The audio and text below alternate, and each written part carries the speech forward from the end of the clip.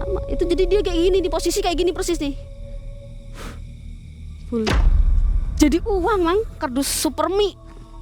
Rasa soto itu inget saya. Rasa soto itu masih inget betul itu. Ini dari mana? Saya minta sama ibu Kidul. Mau pulang itu jam 9 itu, depan makam hujan, saya kecelakaan mang. Mental itu saya itu 25 meter itu, mental. Motor hancur. Cuman saya yang parah. Kalau luka sih cuman di sini mang, masih ada kayaknya bekas itu. Luka tuh di sini mang. Tapi yang parah itu tulang saya patah. Marah, sedih, campur aduk mang. Karena nyata yang saya alamin. Apapun yang saya lakuin, tujuan saya itu untuk orang tua, keluarga. Sampai saya tuh nggak mikir diri sendiri bang. Ketika tangan terulur di atas sesaji, kemenyan membumbung di atas bumi, selembar uang dari dunia bayangan muncul samar. Di tangan pelaku ritual, harapan tersirat dalam hembusan napas. Sempurna uang dalam gemerlap batas. Namun, ritual ini bukan sekedar harapan. Ia menuntut jiwa dan pengorbanan dari majikan Mbak Dian. Assalamualaikum warahmatullahi wabarakatuh. Waalaikumsalam warahmatullahi wabarakatuh. Sobat MM, mudah-mudahan hari ini menjadi hari bahagia ya. Semua sehat dan rezekinya lancar, usahanya amin. lancar semuanya. Amin. Sobat, hari ini Mang Ei dan tim masih berada di plat R. Waduh, plat R nih. Kayak kendaraan bermotor ya. Ya, Cilacap. Cilacap ya. Sudah berapa hari kita di sini? Kurang lebih 3 hari berada di wilayah Cilacap. Ini tepatnya di Kecamatan Kroya ya, Kabupaten Cilacap. Kurang lebih perjalanannya dari Cilacap itu 1 jam kurang lah ya. Iya betul. Kita sedang korek-korek narsum di Cilacap nih. Salam untuk warga Cilacap, semoga semua sehat walafiat ya. Amin. Hari ini kita akan meneruskan kisah dari Mbak Dian nih, yang kemarin videonya yang ini. Ya betul. Itu ceritanya seru banget ya. Jadi semua tentang uang. Ini uangnya ya, betul, uang Mang. kayak mimpi gitu ya. Bisa muncul sendiri. Pasti belum puas kan? Akhirnya belum kedengeran nih. Kita akan dengarkan sekarang. Mbak Dian sehat ya? Alhamdulillah sehat mang. Mbak Dian itu kisah-kisahnya, dokumentasinya ada gak sih? Dulu ada mang. Dulu Lengkap. ada. Iya lengkap. Kenapa bisa hilang nih? Ya dulu kan memang saya simpan semua mang ya, dari proses perjalanan sampai pembuatan apa itu saya simpan. Yang kebetulan saya kecewa gitu, marah. Gak ada sedikit pun ya? Gak ada, saya ganti HP, udah saya hilangin semua biar gak inget-inget lagi lah sakitnya, kecewanya gitu, sedihnya apa gitu, untuk melupakan gitu mang. Tapi Mbak Dian berani bertanggung jawab bahwa kisah ini adalah nyata ya? Berani. Bukan buat-buatan. Berani. Nah begitu Sobat Pang Mencekam. Jangan kemana-mana, Mbak Dian akan segera menyampaikan kisahnya yang kedua. Malam mencekam, semakin malam semakin mencekam. Mbak Dian.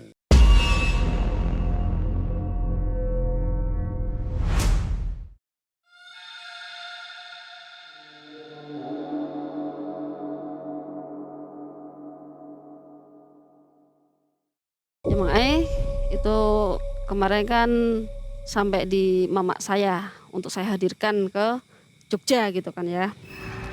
Yaitu pas di mana mama saya tidak bisa hadir. Tapi bapak saya yang datang beserta dengan ponakannya. Datang itu dari Jakarta mang. Gitu. Yang sebelumnya itu saya izin sama bos saya, ibu lah, si ibu. Bu, ini saya kepingin lah ketemu sama orang tua. Boleh tidak kalau saya datangan ke sini gitu? Oh nggak masalah, datang aja ke sini, suruh ke sini gitu. Villa kan banyak yang kosong, sok nanti biar saya yang tanggung semuanya gitu, si ibu kan. Sekalian kalau misalnya si orang tua kamu apa ibu apa bapak kamu punya uang 100 rupiah, itu perahu layar apa yang koin gitu mang. Yang belakangnya itu rumah, depannya yang nominal 100 gitu, yang tebel itu mang. Itu terserah mau berapapun, berapa keping terserah. Ya intinya waktu itu sih bilangnya kalau nggak tahun 73 74 masuk gitu. Yang penting jangan dari tahun itu naik, jangan, nggak bisa kata dia gitu. Kalau yang 100 rupiah perahu layar kan ada 2 jenis Mang. Ada yang perahu pinisi sama yang perahu layar. Itu yang perahu layar. Yang di ujung gambarnya itu di perahunya itu ada garis merahnya dari atas ke bawah gitu Mang. Itu yang dibutuhkan. Yang kebetulan di mana bapak saya posisi di Jakarta. Begitu, di Jakarta cari ada Mang itu. Cuman 10 lembar. Sama yang koinnya itu 33 biji. Gitu Mang. Singkat cerita bapak saya datang ke Jogja dari Jakarta itu. Bawa mobil sama ponakan bapak saya. Itu bapak saya sampai, udah ibu duduk tuh Mang. Duduk. Itu siang hari, itu sekitar jam 1:30 itu, 1:30 itu sampai ke villa. Itu. Bapak, ponakan si bapak sama 1 sopir, itu yang punya mobil lah, itu kan mobil rental Mang, rental dari Jakarta itu. Datang kan, ini posisi saya duduk di sini, si ibu di sini, bapak di depan saya gitu, depan sinilah. Bapak nggak nanya ini bawa uang tuh untuk apa perlunya, nanya nggak Mbak? Itu sebelumnya sudah saya jelasin pengalaman saya yang ikut si ibu itu yang sering saya dibuatkan dari 100 rupiah itu Mang. Itu kan saya cerita-cerita itu. Jadi bapak semangat ya? Iya, mau buktiin lah. Karena bapak saya kan tipikal orang itu nggak percaya begituan. Apa? Masa iya sih uang kayak gitu bisa berubah jadi sekian gitu. Jadi dia tuh ingin membuktikan apa yang saya sampaikan itu benar apa enggak gitu Mang. Nah, udah begitu ngobrol tuh Mang, ngobrol, ditanyain sama si ibu kan, kesini naik apa? Gitu. Naik mobil Bu, mobil siapa? Rental. Oh rental. Gitu. Berapa hari? Ya paling 2 hari Bu. Kalau untuk 3 hari mah nggak ada biayanya. Gitu. Si bapak bilang gitu. Oh ya udah, bawa itu uangnya. Ada, cuman yang saya bawa ini yang 100 rupiah yang perahu layar, yang uang koinnya nggak saya bawa, saya tinggal di rumah dulu gitu. Karena memang itu uang koinnya beli Mang, satunya itu beli, satunya harganya 10.000. Itu yang koin itu sama juga, yang merah itu juga sama, yang perahu layar itu juga sama, beli juga. Udah gitu saya disuruh itu sama si ibu, disuruh beli rokok itu Surya 16. Mbak Dian, saya minta tolong beliin rokok Surya 16. Oh siap Bu. Saya jalan kan Mang, jalan beli rokok udah. Si ibu itu rokok kan masih segel ya, soalnya saya yang beli itu Mang. Masih segel, dia buka tuh koprek. Di dalam rokok itu dikeluarin semua sama si ibu di atas meja itu. Keluarin semua sama ibu. Lah yang 10 lembar 100 rupiah itu sama si ibu dimasukin ke dalam bungkus rokok. Ditutup sama si ibu. Itu disaksiin itu sama bapak saya, sama saya juga ada saya. Dipegang sama si ibu. Si ibu itu ritualnya atau ngapain pasti merokok. Pasti ngerokok itu Mang. Diambil 1 itu Surya itu 1, diambil. Udah kan dinyalain, dirokok. Bul. 1 kali, bul, 2 kali, 3 kali. Dilempar ke meja. Udah ini bayar mobil rentalannya gitu. Si bapak kaget kan, bilang gini, ah si ibu bercanda, masa uang 1.000 rupiah dibuat bayar mobil Bu, jangan bercanda Bu, gitu kan. Si bapak saya bilang gitu, candaannya gitu kan. Buka aja sok, dibuka ada apa itu di dalam. Pas dibuka sama bapak saya, jadi 1 juta Mang. Itu dijembreng sama bapak saya, itu dijembreng, di terawang gini, diraba, di apa, asli. 1 juta di dalam bungkus rokok? Iya. Berarti padat gitu ya? Ya padat itu udah, itu aja kayak ketekuk-tekuk gitu aja. Jadi pas digoreng kayak gulungan gitu. Itu real Mang.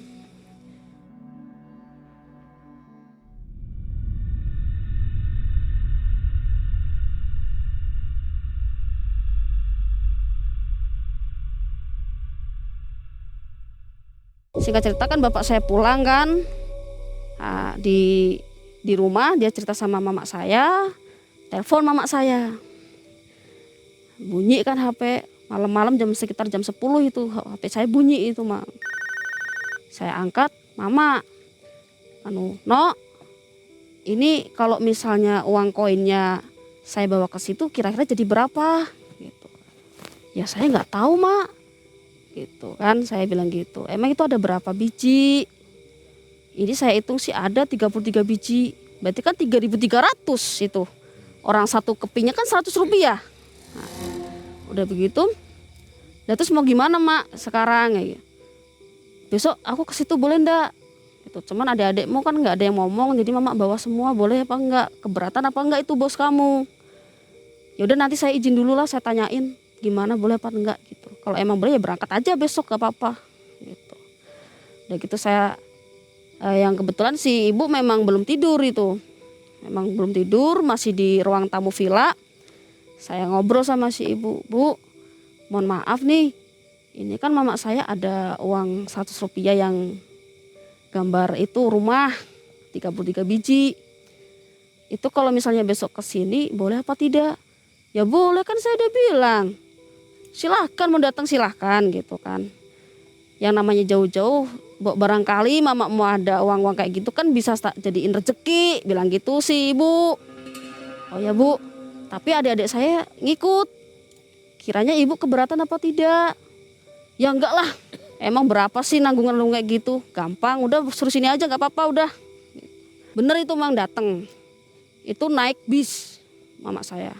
Naik bis itu sekitar hampir sore lah, itu sekitar jam 2:30 saya jemput ke terminal Giwangan. Tuh, saya jemput ke villa, istirahat paginya itu sekitar jam 8. Barulah mama saya ketemu sama si ibu. Ngobrol kan,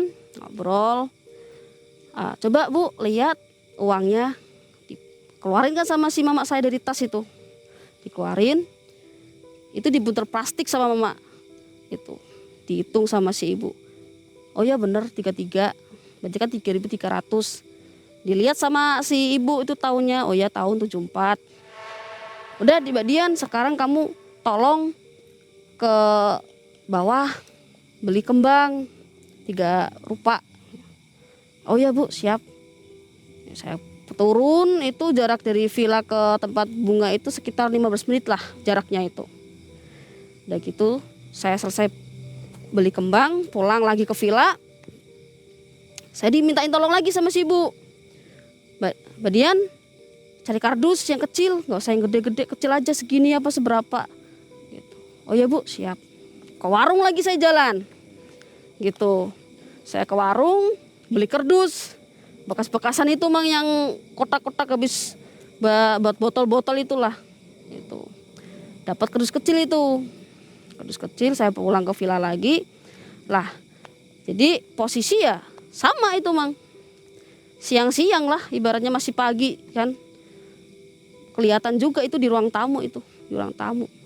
Mama saya duduk di sini, ibu saya di situ.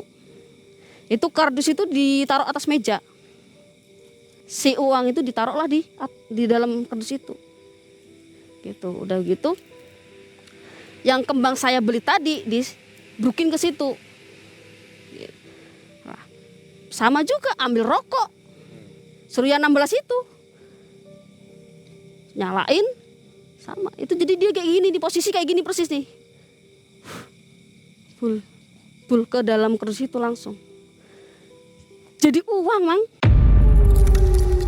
Itu langsung disuruh ngitung sama bos saya. Kayak sulap ya. Gitu. Udah dihitung Bu, berapa dapatnya rezekinya ibu gitu. Itu dihitung sama mama saya jumlahnya 5.675.000. Dari yang 33 keping 3.300 itu jumlahnya segitu. Nah, udah begitu kan heran kan mama saya ya. "Bu, ini beneran ini bisa dibuat beli gitu?" "Ya beneran ya, kemarin suamimu kesini, bisa nggak buat beli bensin itu uangnya yang saya buatin? Itu kan dapat 1 juta kemarin. Itu tidak ada di kamar, tidak. Udah di ruang tamu aja di villa itu. Disaksiin." setelah itu singkat cerita kan mama saya pulang tuh Mang. Pulang ke Cilacap lagi. Posisi saya masih di Jogja. Yang dimana yang luka dia yang itu kan di tempatnya rumah Mas Agus itu belum sembuh. Nah, itu mau akhir tahun lah, sekitar bulan November. Itu mau surak.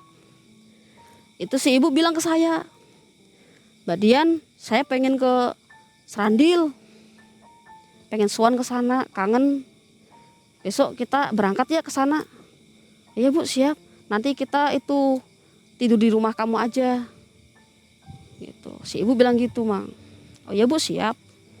Itu barang-barang dibawain semua, Mang. Dibawa semua yang kayak yang dibeli-beli itu dibawa sama si ibu. Tapi villa masih jalan. Masih jalan waktu itu. Dibawa semua. Yang nggak taunya itu dititipin. Ternyata ada saudara itu di Jogja. Ternyata. Saya baru tahu itu. Saya tanya, Bu, ini siapa? Ini saudara saya di sini. Oh, kamu belum saya kenalin, besok juga kenal. Bakal ikut ke rumah sana, Wetan. Oh iya Bu. Dititipin, langsung meluncur ke rumah saya yang di Cilacap. Gitu. Yang dimana rencana si ibu itu mau sowan ke Serandil. Karena memang dia juga pernah ritual di Serandil gitu, Mang. Mau sowan ke sana. Itu pas kebenaran itu kalau nggak salah ya, Mang. Itu malam surak, Mang.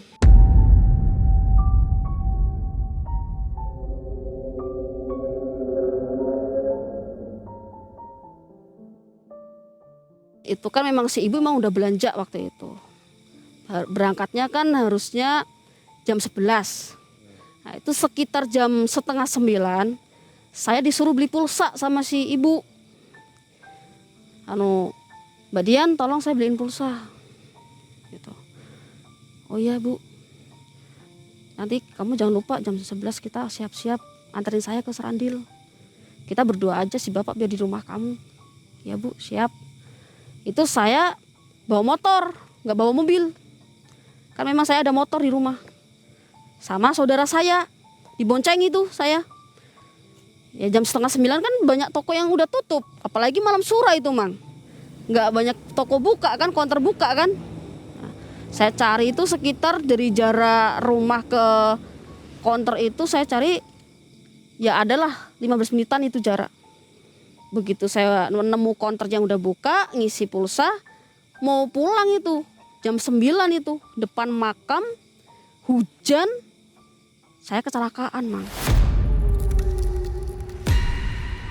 Padahal dari jauh tuh saya lihat beca motor itu berserakan di tengah jalan, gelap posisi hujan, tapi saya masih nampak itu lihat. Ya mikirnya saya, orang saya yang di belakang aja kelihatan, masa yang di depan nggak kelihatan?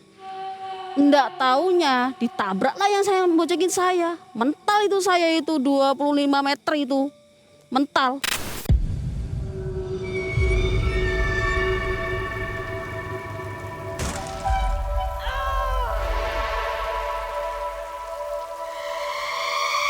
Udah gitu singkat cerita saya masuk rumah sakit. Yang dimana tulang belakang saya patah. Itu, Mang. Nah, di situ saya sedih ya, Mang ya. Mana saya kan ibarat kata ya sering bantu orang tua. Orang tua ya kerja gitu lah, Mang. Kok saya jatuh.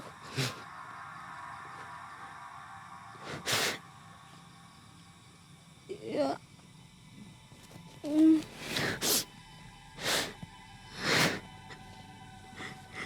Itu kan posisi saya nggak bisa ngapa-ngapain, Mang. Saya pakai pampers. 1 bulan saya, Mang, itu separuh badan saya tuh nggak bisa apa-apa, Mang. Kalau nyupir itu? Nyupir itu motor? Saya divonis harus operasi, Mang. Yang nyupir motornya? Nggak Gitu. apa-apa? Nggak apa-apa, yang boncengin saya nggak apa-apa, Mang. Motor hancur. Cuman saya yang parah. Kalau luka sih cuman di sini, Mang, masih ada kayaknya bekas itu. Luka tuh di sini, Mang. Tapi yang parah itu tulang saya patah. Terus sampai sekarang saya belum sembuh, Mang. Tulang belakang? Iya. Terus posisi waktu itu kan saya di daerah Kroya aja itu, Opnam kan. di rongsen yang dimana saya tulang patah. Itu harus dirujuk ke rumah sakit Margono. Dijelasin sama dokter, ini kalau memang kejadian operasi biayanya 80 juta mbak, tapi itu 50-50. Kalau mbaknya sembuh ya mbaknya bisa jalan, kalau mbaknya gagal mbaknya nggak bisa jalan. Yang saya pikir bukan diri saya mang, kalau saya nggak kerja gimana saya membantu orang tua gitu, posisi waktu itu mang.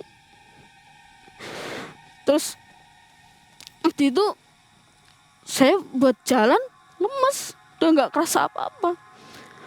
Saya nyuruh adik saya lah buat beli pampers. 1 bulan saya itu cuman di atas kasur aja mang. 1 bulan di atas kasur, udah pakainya pampers gitu kan. Ya, terus saya mikir gini, ini saya juga nggak enak sama bos saya. Bos saya masih di situ, masih ada di situ nungguin saya gitu.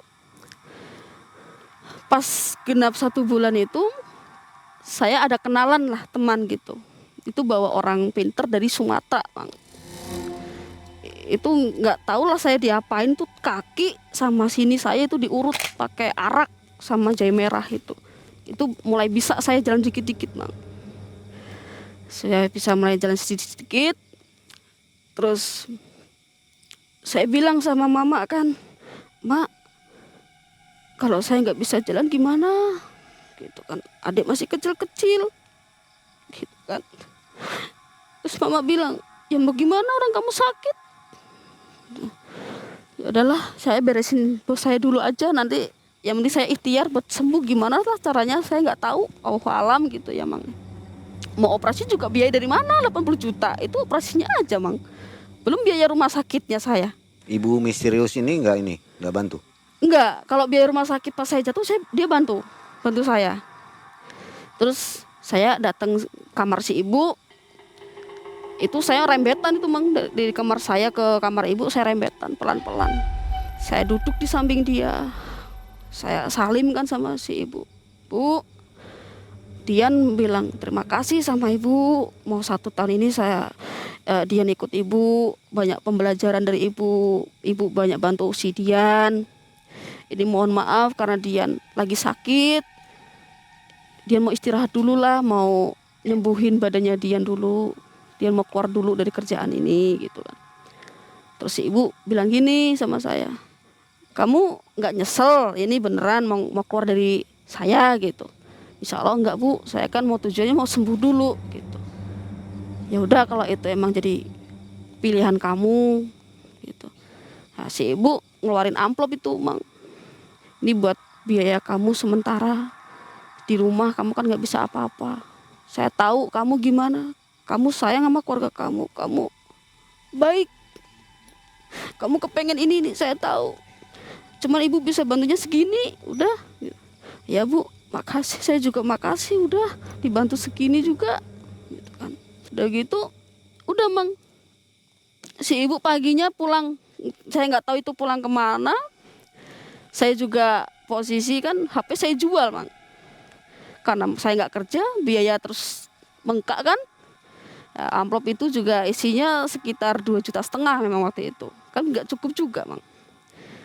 Udah itu saya lost kontak sama ibu, udah itu sampai 9 tahun itu saya lost kontak.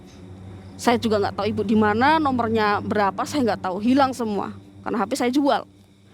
Udah di situ saya udah nggak ada tahu kabar dia di mana lagi, selesai di situ. Cut dulu bisa.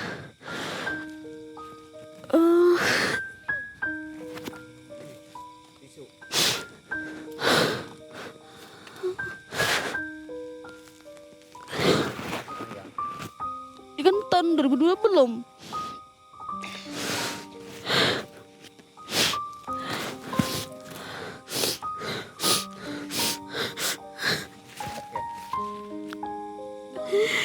Ingat keluarga.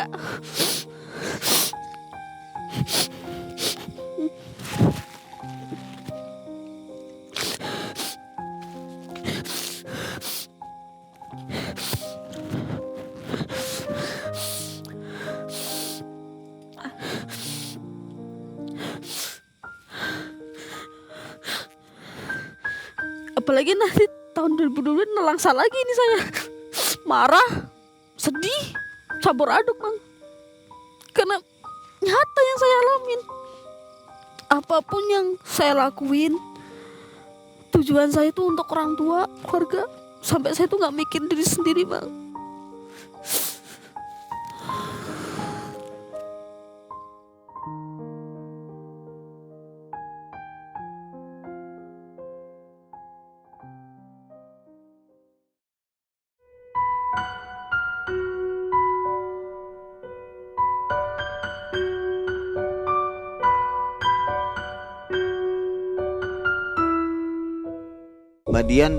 Mbak Dian ini anak paling gede. Saya nomor 2 dari Nomor 8 saudara, ya Bang. 8 bersaudara. Iya. Jadi Mbak Dian yang membiayai adik-adik semua. Ya sebenarnya sih bukan tulang punggung ya Mang. Cuman saya itu prinsipnya selagi saya masih kuat untuk membantu orang tua saya lakuin apapun itu. Jadi Yang penting kesedihannya halal. karena itu ya. Iya. Gak bisa aktif lagi begitu ya. Iya. Ya memang terus terang keluarga kan kurang itu ekonomi Mang pada saat waktu itu. Kalau kakak paling besar laki-laki, perempuan? Laki-laki, tapi sama keluarga tidak peduli gitu. Jadi 8 saudara itu yang ibarat kalau mau kerja keras gitu Mang, ada hasil yang mau ngasih ya saya sendiri gitu. Yang lain mah, yang ada kan masih kecil-kecil Mang. Kalau yang besar-besar nggak peduli.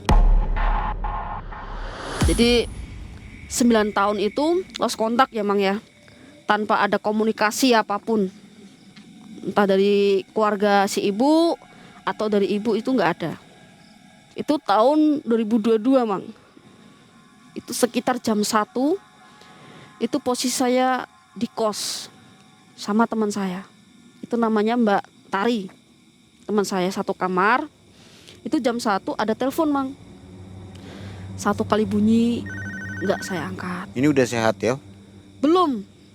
Sampai sekarang saya masih sakit Mang. Tulang belakang saya masih sakit. Tapi udah bisa jalan. Ya alhamdulillah. Karena saya banyak itu pengobatan lah alternatif gitu. Jam 1 itu Mang. Jam 1 siang. Itu 1 kali 2 kali bunyi sampai 11 kali. Karena saya itu tipikal orang gimana ya Mang. Kalau ada nomor telepon tidak dikenal atau baru tuh malas untuk angkat. Takutnya penipuan atau penawaran apa-apa itu memang nggak saya angkat. Saya angkat, langsung kayak nggak asing itu sama suaranya. Halo, ya halo assalamualaikum. Siapa ya? Saya gitu kan. Kamu lupa tah sama ibumu gitu, mantan bosmu dulu. Oh si ibu, alhamdulillah ada kabar si ibu. Ibu gimana kabarnya? Di mana sekarang? Oh baik, kabar saya mah baik. Kamu gimana sekarang? Saya baik Bu. Terus kamu sekarang di mana gitu kan? Tanya saya posisi di mana? Saya di Banyumas Bu. Oh di Banyumas. Ya udah kalau kamu ada kabar baik gitu. Nah ini Ibu dapat nomor telepon saya dari mana? Ya kalau kamu tuh kayak nggak tahu saya aja. Gampang kalau cuma nomor telepon si Ibu gitu. Ya Bu. Ibu gimana sekarang di mana posisi? Saya tanya kan Mang. Adalah saya di sini biasa. Masih kayak dulu Bu, sibuk kan? Masih. Ya udah dulu, yang penting ini nomor kamu kan? Ini nomor saya di save ya, disimpan. Ya Bu, besok saya telepon lagi. Yang penting kamu baik-baik aja, alhamdulillah. Ya Bu. Dah, itu dimatiin Mang. Nah, besoknya lagi telepon. Itu sekitar jam 8:30 pagi. Telepon lagi kan, itu nomor kan sudah saya simpan jadi tahu. Saya angkat. Ya Bu gimana? Mbak Dian, kalau misalnya kamu tak suruh kerja lagi sama saya mau ndak? Jadi sopir saya lagi kayak dulu, ngikutin saya kesana kemari, nolong-nolong orang gitu dia bilang. Ya mau Bu. Ya karena waktu itu kan saya nggak kerja Mang. Gitu. Sebelumnya kan dari saya lost kontak itu saya jatuh kan saya cari kerja susah. Ya kerja di pabrik sakit. Berapa bulan keluar lagi gitu kan. Nah, pas tahun itu saya travel posisi sepi. Bingung kan Makan iya, buat kos iya, apa bingung. Nggak taunya si ibu nawarin kerja kan tetap saya mau. Posisi itu orang nggak ada ikatan kerja sama siapapun kan. Kamu beneran mau ini? Iya bu mau. Lah emang kamu nggak kerja? Lagi susah bu. Kemarin saya travel, cuman sepi. Penumpang pada sepi. Oh gitu ya, emang lagi susah sekarang uang. Iya bu, mungkin habis covid kali ya. Saya gitu kan. Yaudah, kapan kamu mau kerja? Saya kapan aja siap bu. Cuman gini, saya ada teman satu kamar namanya Mbak Tari. Dia ngikut saya kalau misalnya saya kerja, Mbak Tari harus ikut. Gimana ibu, keberatan apa tidak? Yaudah, gak apa-apa. Orangnya bisa masak gak? Bisa bu. Yaudah gak apa-apa, ajak aja. Udah, singkat cerita itu sampai 2 hari gak ada kabar mang. Gak ada kabar apa-apa itu. Setelah 2 hari itu telepon lagi habis maghrib. Telepon, Mbak Dian, kamu lagi ada siapa di situ? Gak ada bu, saya sama si Mbak Tari aja. Kenapa? Ini gini, saya kan lagi ada ritual. Udah ada hasil, cuman masih kurang minyak. Yang minyaknya itu 1 miliar seharga 1.500.000. Yang dibutuhin tuh 10 mili. Berarti kan 15 juta. Karena ini ritual saya sendiri yang ritual, nggak boleh nih pakai uang saya pribadi kalau untuk beli minyak. Sekiranya kamu mau nggak buat patungan nih? Kalau kamu mau buat patungan nanti saya kasih bagian lah. Berapa persen gitu. Saya tanya kan ya. Oh, berapa bu memang patungannya? Ya kalau ada 10 juta. Ini nanti yang 5 juta saya cari orang lain. Yang deket-deket sini aja. Yang penting orangnya gak rewel. Bener-bener butuh. Gitu kan. Aduh bu, boro-boro 10 juta. Saya buat makan aja bingung kan gitu kan. Pusing. Apalagi saya kos bu di sini. Yaudah gini aja dah. Coba kamu cari temen. Siapa yang ada uang. Nanti saya kasih bagian. Kamu juga saya kasih bagian. Nah ya gitu mang. Ya bu siap. Cuma nanti saya cari-cari dulu ya. Gak gampang sekarang zaman cari uang 10 juta mah. Untuk pinjam-pinjam pun juga gak gampang kan. Ya udah nanti kalau udah ada kabarin aja saya. Saya tutup. Ya, saya merenung itu mang. Duduk di depan kos itu saya merenung. Kan yang saya inget kan dulu tahun 2013 kan berhasil itu orang bikin si ibu itu bikin apa-apa kan hasil itu kan ya mang. Mau dari daun, mau dari rokok, apa dari uang berapa kan berhasil ya yang saya lihat kan.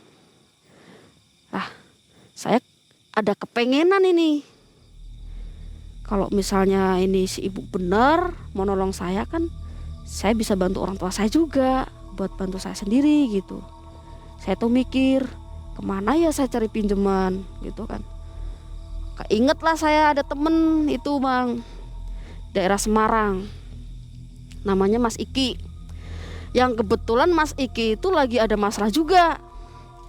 Rumah mau disita. Ibunya sakit stroke gitu bang. Hutang itu banyak itu. Saya iseng itu. Saya telepon Mas Iki. Alhamdulillah diangkat. Saya telepon. Bunyi diangkat. Oh ya Mbak Dian gimana kabar? Baik mas. Mas Iki gimana kabarnya? Baik. Ada apa ya Mbak Dian? Tumben telepon. Ada kabar baik tah gitu kan. Ya ini saya ada info, ada kabar. Nah itu saya cerita mang. Saya cerita pengalaman saya ikut ibu 2013. Saya ceritain dulu itu yang saya berhasil itu pengalaman saya. Lah saya baru nyerempet yang dibutuhin si ibu yang 10 juta. Mas Iki, ini si ibu kan butuh uang buat patungan beli minyak 10 juta. Sekiranya si Mas Iki mau minjemin gak saya gitu. Oh 10 juta ya Mbak Dian. Kalau 10 juta saya gak ada. Bisa gak saya nego 4 juta apa 3 juta. Kalau uang segitu insya Allah saya usahain. Gak usah minjem Mbak Dian. Yang penting saya ikut ketolong. Bilang gitu Mas Ikinya. Oh enggak, gini fixnya berapa Mas Iki, siap gitu. Berapa ya, udah 4 juta lah Mbak Dian, saya usahain. Kalau emang bisa saya usahain besok apa minggu depan saya adain uang itu. Udah saya matiin itu telepon. Saya telepon ibu lagi, diangkat langsung itu Mang. Ya gimana Mbak Dian, uangnya? Ini Bu, saya ada pinjaman, cuman orangnya nggak mau minjemin, tapi mau ngikut gitu. Tapi nggak ada 10 juta, adanya 4 juta. Bisa ndak ikut buat patungan? 4 juta ya? Ya paling kebagian 500 juta lah, nggak apa-apa. Nah, saya nanya Mang, 4 juta itu ditransfer kemana? Ya besok saya kasih rekeningnya. Nah, saya nanya lagi, itu kira-kira cairnya kapan ya Bu? Kalau untuk pembagiannya? Ya itu nggak lama lah, nggak nyampe 1 minggu uang sempurna, asalkan minyak itu kebeli. Berarti nanti saya bilang ke Mas Iki kurang lebih 1 minggu ya Bu ya, untuk bisa menikmatin hasilnya, saya bilang gitu kan. Iya bilang aja kayak gitu. Selesai saya telepon sama si ibu, saya telepon Mas Iki itu. Saya telepon Mas Iki, ibu mau, katanya si ibu kalau 4 juta buat patungan dapat 500 juta. Masya Allah, itu beneran Mbak Dian? Masa iya kayak gitu? Ya itu katanya si ibu, saya cuma nyampein apa yang ibu sampaikan gitu. Dan katanya kurang lebih 1 minggu uangnya cair gitu. Oh iya deh Mbak Dian, nanti secepatnya saya cairin, cari uang gitu kan. Singkat cerita, itu 1 minggu Mang, 1 minggu baru ada uang Mas Ikinya. Telepon saya, Mbak Dian, ini uang udah ada, saya jual laptop sama minjem sama saudara tuh. Maaf Mbak Dian telat, apa masih bisa untuk ikut patungan? Ya kayaknya masih bisa lah Mas Iki, memang ibu juga belum telepon saya. Yaudah, kalau memang ini bisa, saya transfernya kemana? Ke rekening Mbak Dian apa ke ibu? Gitu kan, tanya si Mas Ikinya. Ya sebentar Mas, saya telepon ibu dulu. Saya telepon ibu, Bu, ini uang sudah ada gitu. Mas Iki jual laptop sama minjem saudara. Ini transfer kemana Bu? Ke ibu apa ke saya apa gimana gitu? Ke saya aja langsung, kasih nomor rekening saya. Ya Bu. Saya telepon Mas Iki lagi tuh Bang. Mas Iki disuruh telepon suruh transfer ke ibu gitu. Mbak Dian, mohon maaf nih, boleh tidak kalau saya minta nomor teleponnya si ibu? Ya itu mungkin Mas Iki apa curiga sama saya apa saya nggak tahu ya Mang ya. Dia intinya ingin komunikasi langsung lah sama si ibu gitulah, untuk memastikan gitu. Ya intinya saya pengen ngobrol lah sama si ibu langsung, kalau diperbolehkan saya minta nomor si ibu. Saya pengen komunikasi langsung, biar nanti juga saya ngasih konfirmasi uang masuk juga saya ngasih tahu ya. Oh ya, saya tak tanya ibu dulu, saya telepon ibu dulu gitu. Ya kan selalu main teleponan Mang, karena apa? Ibu kan nggak bisa baca tulis, harus lewat telepon kan. Saya telepon, Bu, ini Mas Iki mau minta nomor telepon ibu, gimana?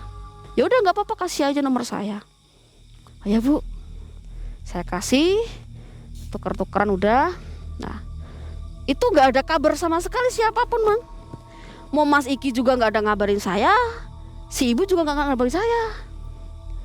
Saya yang telepon sama si ibu, Bu, gimana? Kok nggak ada telepon? Udah ditransfer apa belum sama Mas Iki? Saya tanya gitu. Udah. Nah, terus bagaimana Bu? Sabar, ini nanti lagi pesen dulu. Kemarin saya konfirmasi minyaknya baru ada 3 mili.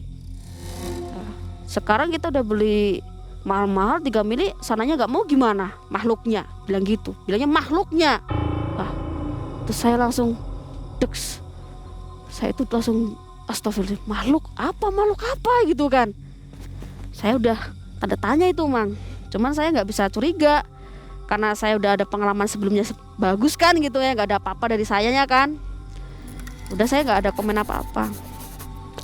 Nah 1 minggu Mas Iki telepon saya, gitu. Mbak Dian, udah ada ditelepon sama ibu belum masalah pencairan? Lah belum ada. Saya kira ngabarin jenengan, kan jenengan sudah ada telepon itu, komunikasi langsung. Orang kemarin juga jenengan gak ada telepon saya, si ibu juga ada telepon saya. Yang saya pikir mereka udah ada hubungan gitu kan, komunikasi langsung kan gitu. Nggak ada hubungan, nggak ada hubungin saya Mbak Dian. Coba Mbak Dian telepon ke ibu lah, tanyain. Setelah itu saya telepon si ibu. Saya telepon sama ibu, Bu, ini Mas Iki nanyain, ini kan sudah 1 minggu nih, janji ibu kan 1 minggu kurang lebih uang cair gitu. Kok nggak ada kabar? Nah, ini Mbak Dian, minyaknya belum ada, masih nunggu lagi. Kamu kalau nggak percaya kesini aja, ini tuh lihat uang di kamar saya mah, cuma tinggal tunggu minyak aja. Ya gitu Mang. Ya terus adanya kapan Bu? Ya ini masih pesen lagi, nanti baru ada 2 minggu lagi baru ada. Ya gitu Mang. Oh ya udah Bu, dimatiin lagi. Ya saya mikir gini, awal telepon kan nawarin kerja tuh untuk jadi driver lagi. Kok udah terima uang kok malah kayak gini gitu pikiran saya. Kan saya kapan disuruh berangkat kerjanya gitu kan. Nggak ada kelanjutannya itu pembicaraan kerjanya Mang. Terus daerah kos saya kan susah kerjaan, saya bingung itu. Akhirnya saya mutusin buat pindah kota, cari kerja di pabrik. Saya pindah kos itu Mang. Saya pindah kos sampai 2 minggu 1 bulan. Sampai saya belum ada kerjaan, si ibu juga nggak ada kabar 1 bulan. Janji 1 minggu jadi 1 bulan itu.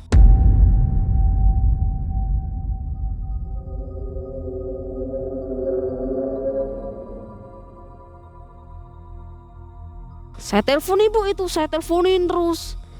Saya telepon, diangkat sama si ibu. Kenapa Mbak Dian? Bu, ini kan udah 1 bulan lebih nih. Kenapa nggak ada kabar? Gimana? Saya juga ditanya sama Mas Iki, gak enak. Uangnya mau dipakai. Udah gini aja Mbak Dian, kamu kesini rental mobil gitu. Bilangnya gitu Mang. Oh, rental mobil berapa hari Bu? Ya 2 hari gak apa-apa, kesini sama teman kamu gak apa-apa rental mobil.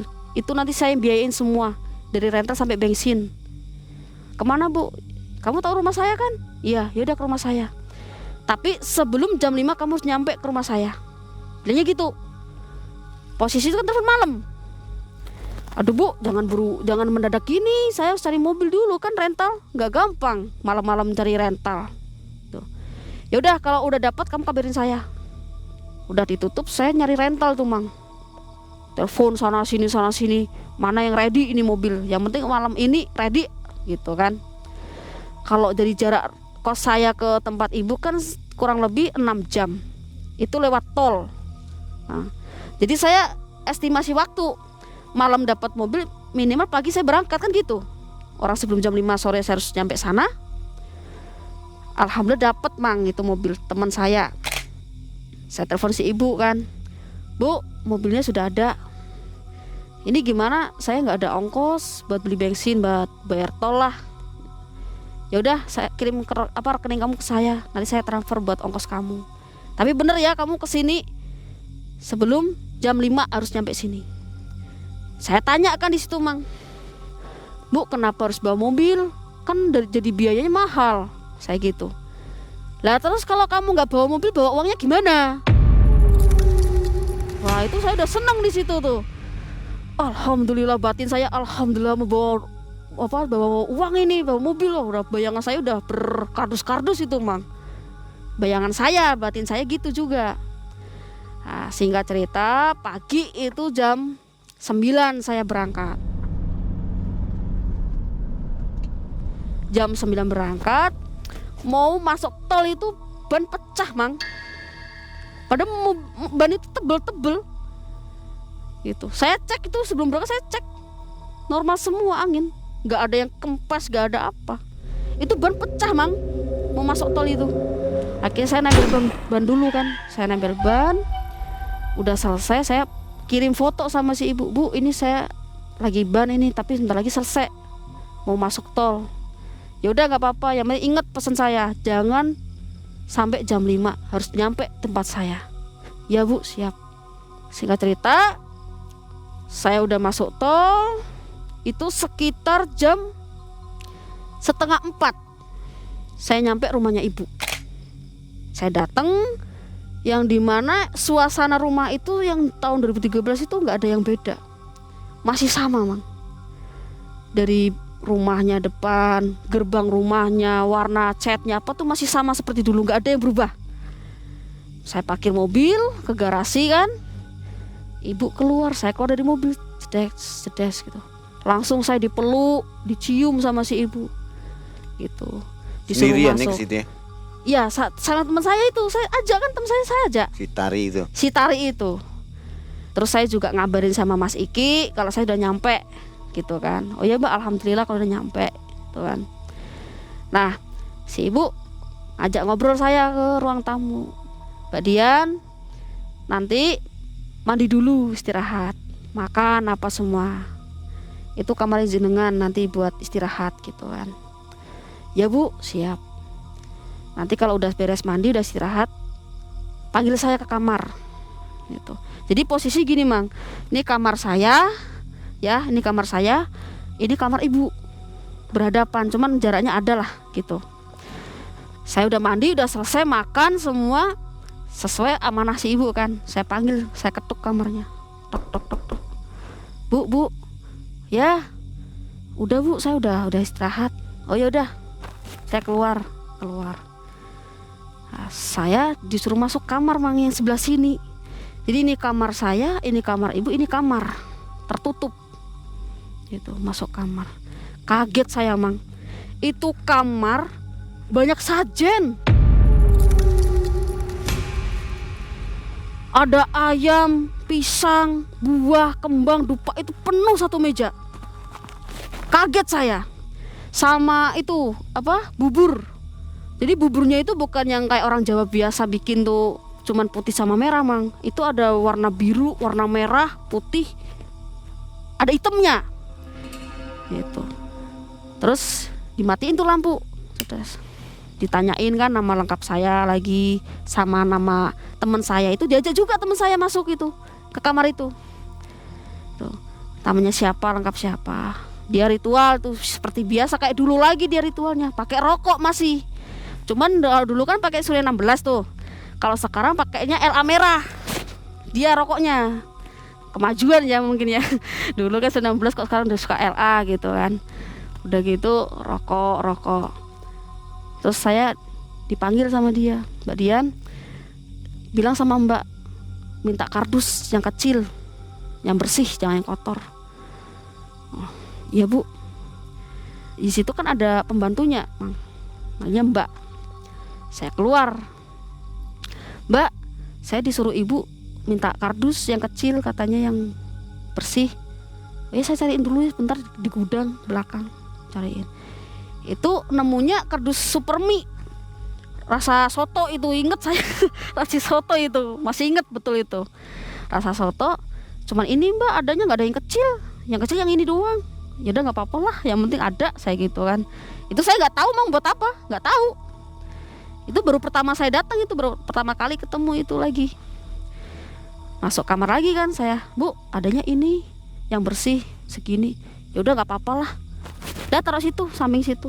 Saya taruh tuh, kan gelap Mang posisi, orang sekitar habis maghrib sih gelap kan.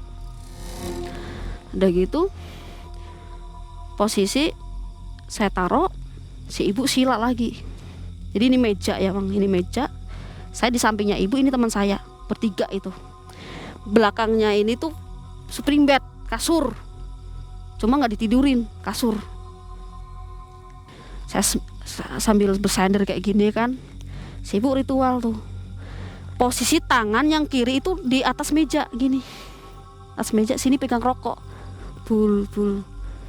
Terus dia ambil dupa, Mbak Dian hitungin 11 biji, nyalain. Oh ya, ambil saya dupa, saya hitung 1, 2, 3 sampai 11, saya nyalain. Hitung lagi, jangan sampai kurang, jangan sampai lebih, harus 11 pas. Ya Bu, siap. Udah pas itu, udah. taruh ke itu gelas, saya tancepin tuh. Ritual lagi, Mang. Nah, di ritual itu nggak lama, itu kerdus itu bunyi, kreket, kreket gitu, Mang. Terus kayak uang diawul-awul gitu loh, berantakan di dalam gitu, kreket, kreket gitu. Lah, gelap, cuman kan gelapnya namanya ada lampu dari luar kan masih ada sorot gitu, masih kelihatan. Saya liatin kan, kerdus gak ada yang pegang. Saya bingung, saya diem aja. Tapi di sini takut saya. Suaranya kerdus itu kayak kuku digesek ke kerdus, krak krak krak gitu. Nggak nyampe 5 menit, ibu bilang nyalain lampu. Saya nyalain lampu. Kardus itu ada uangnya, Mang. Kaget saya, separuh itu uang, 100.000 semua, tapi berantakan.